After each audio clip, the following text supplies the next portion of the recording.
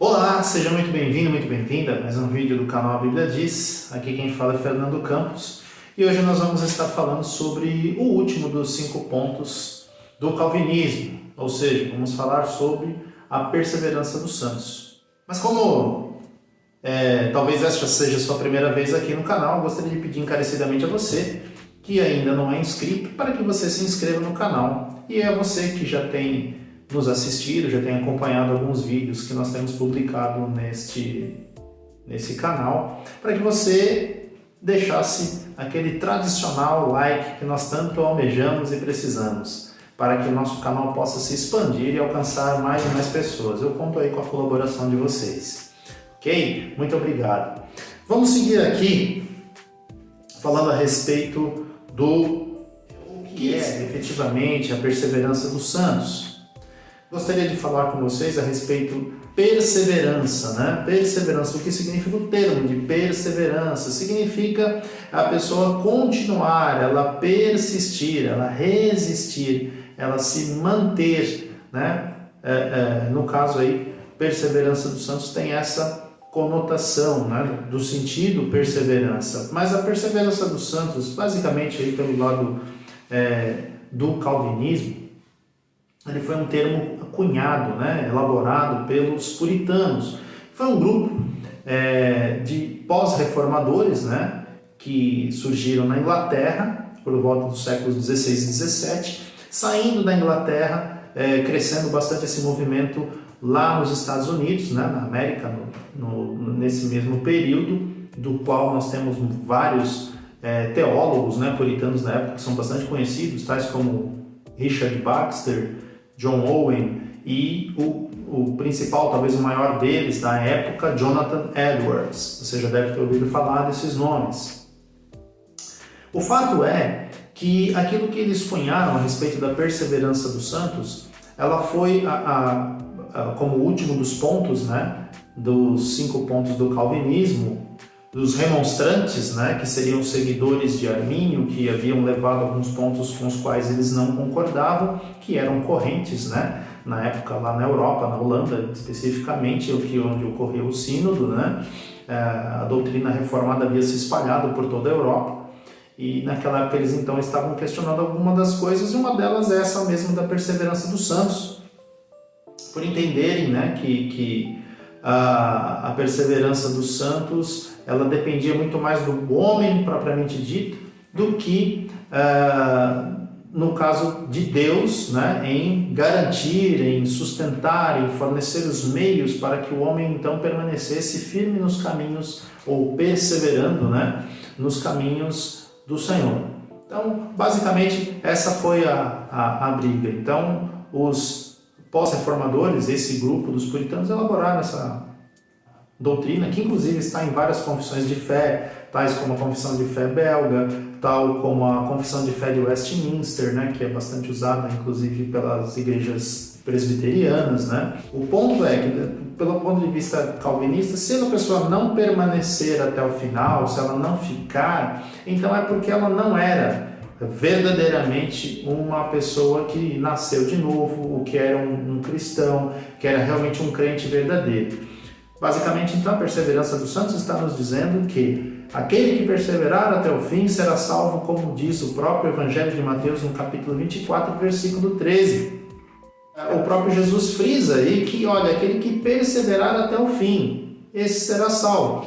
Então, uma leitura rápida faz a gente entender que ele perseverou, por isso foi salvo, ou ele é salvo porque persevera, né? Ou porque ele é salvo, ou ele foi salvo, então ele vai perseverar até o fim exatamente porque ele foi salvo.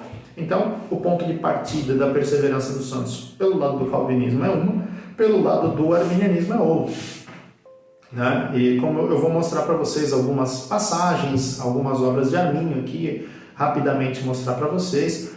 Falando especificamente a respeito do calvinismo, na questão da perseverança dos santos, pelo menos 4 razões pelas quais o homem então permanece firme na caminhada, na jornada cristã. A primeira delas, porque Deus os elegeu e os predestinou para serem salvos, né? Antes de criar o mundo. Isso seria aquilo que nós vimos em vídeos anteriores, né? Eu vou até deixar o link aqui, né, da playlist e também desse vídeo especificamente que fala da eleição incondicional, que é um dos vídeos que nós abordamos. Então Deus os escolheu na eternidade, antes da fundação do mundo, como diz lá em Efésios capítulo 1, né? Antes da fundação do mundo, né, nos elegeu nele. Nele quem? Em Cristo. Né? Independente daquilo que Deus fosse ver, que o homem fosse fazer ou decisão que ele fosse tomar, Deus já os havia elegido, né, e predestinado a salvar, né? O segundo ponto, esses que então, aqueles por quem Cristo morreu, né, e pagou todos os seus pecados, é a expiação eficaz. Então, essas pessoas que perseveram são exatamente aquelas pelas quais o Senhor Jesus pagou o preço, efetivamente derramou seu sangue para que elas pudessem experimentar em alguma medida aí a salvação sobre suas vidas.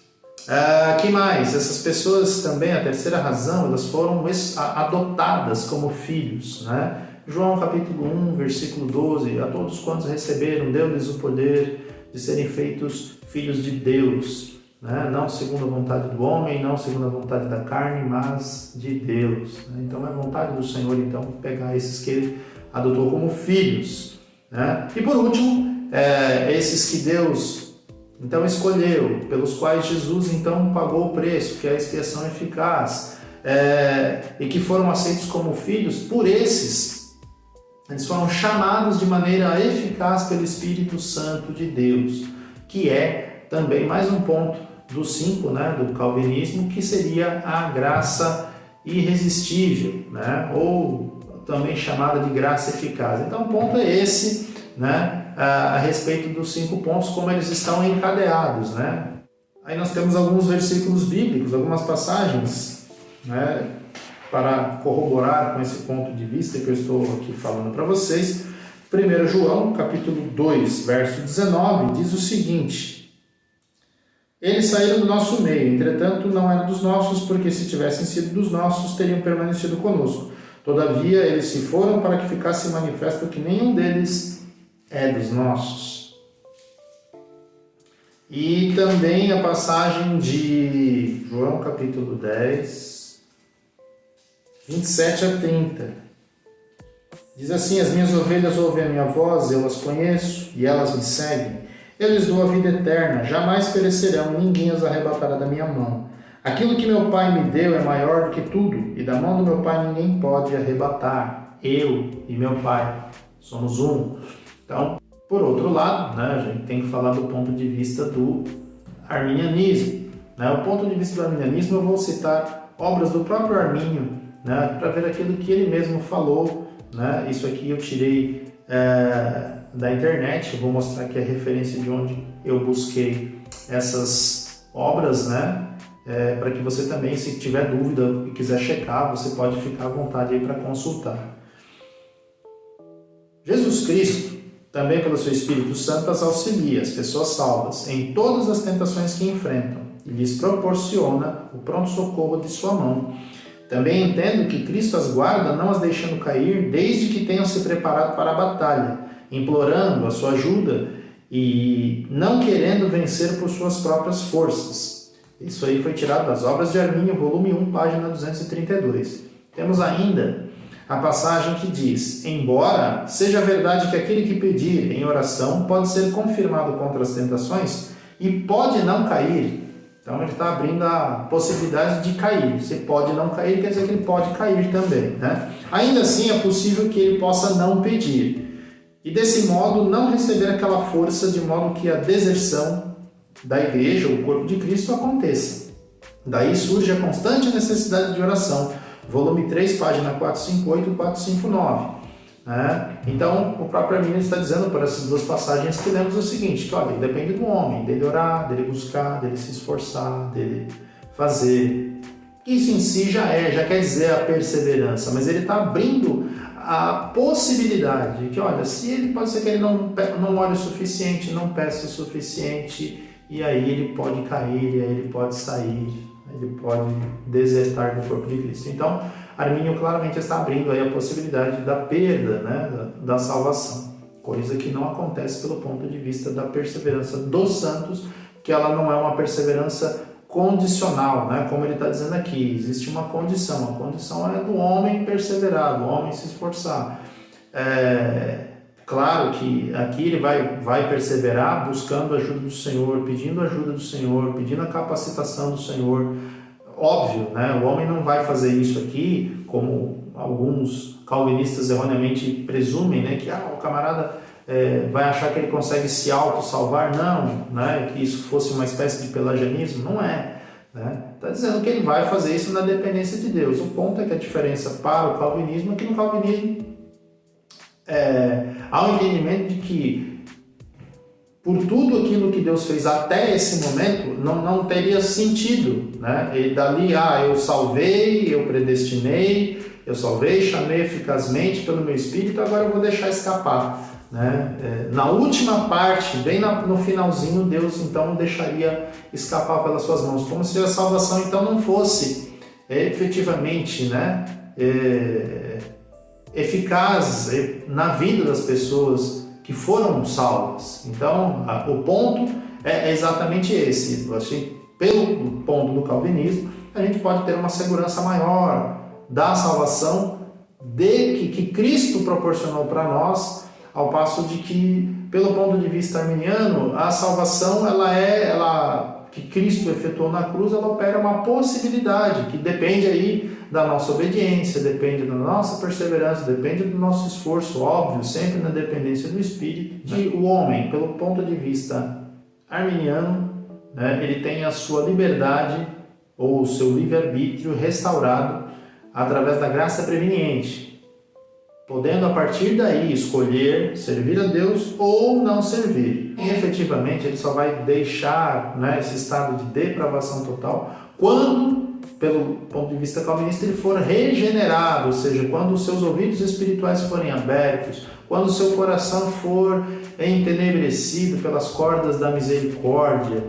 Somente a partir daí é que ele pode ouvir a palavra de Deus e responder de forma eficaz em fé e arrependimento, porque antes o Espírito Santo operou nele regeneração, né, tornando-o capaz, né, deu vida para quem estava morto espiritualmente. Basicamente esse é o contexto. Então é um pouco diferente, como nós falamos lá no comecinho, né? São pontos de vista diferentes, distintos aí com relação à salvação.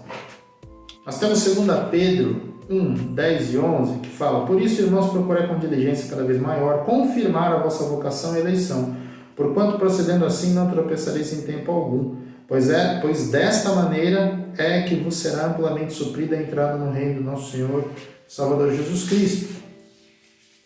Temos ainda a passagem Judas, verso 21.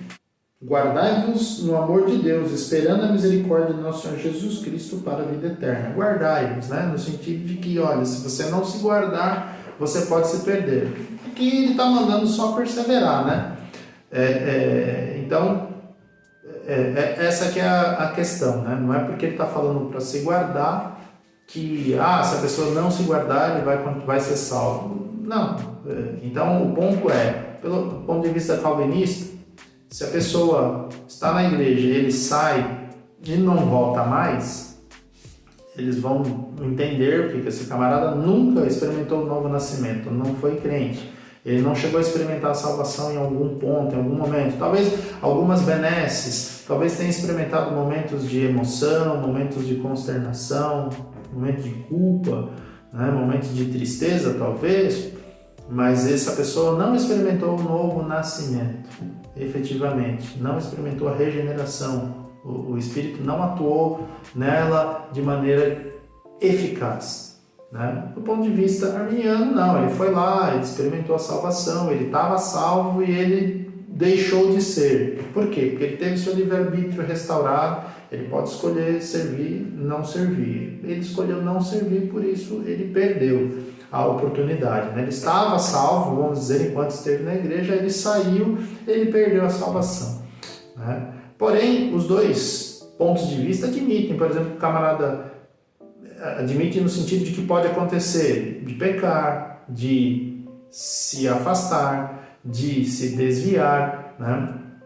E aí a gente pergunta, tá, quais são as ferramentas que a gente tem então para evitar que isso aconteça, já que nós estamos falando de perseverança. Deus então utiliza diversas ferramentas, né, para fazer com que a pessoa permaneça nos caminhos do Senhor. Quais sejam? Nós temos, para começo de conversa, o próprio Cristo intercedendo por nós à direita de Deus Pai. Essa é tira e queda. Nós temos a própria ação do Espírito Santo como selo, como garantia da nossa salvação, e temos o próprio Espírito agindo em nossa vida, nos guiando a toda a verdade, se entristecendo quando nós pecamos e produzindo essa tristeza para arrependimento, para a salvação. A palavra de Deus, a oração como ferramentas. Nós temos a ministração das ordenanças, também chamado de sacramentos, que seriam a ceia, que dependendo da igreja, a periodicidade é mensal, ou nós temos o batismo, né, para aqueles que realmente nascem de novo, se convertem, ver outros batismos, outras pessoas se batizando, faz com que a pessoa que se batizou também reflita sobre a sua salvação, sobre as suas convicções, sobre a sua posição com relação àquilo que Deus fez em sua vida, o convívio, né, com os irmãos, né, a comunhão da igreja,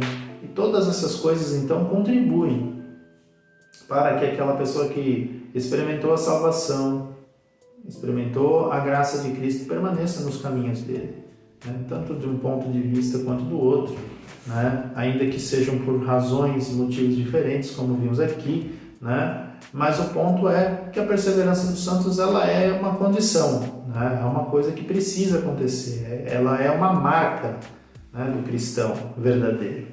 Aquele que é cristão verdadeiro, ele vai perseverar, ele vai permanecer, ele não vai desistir. Então, isso é o que eu tinha para passar para vocês no dia de hoje. Espero que vocês tenham gostado desse vídeo. Não esquece de deixar aquele like e a gente se vê aí numa próxima oportunidade.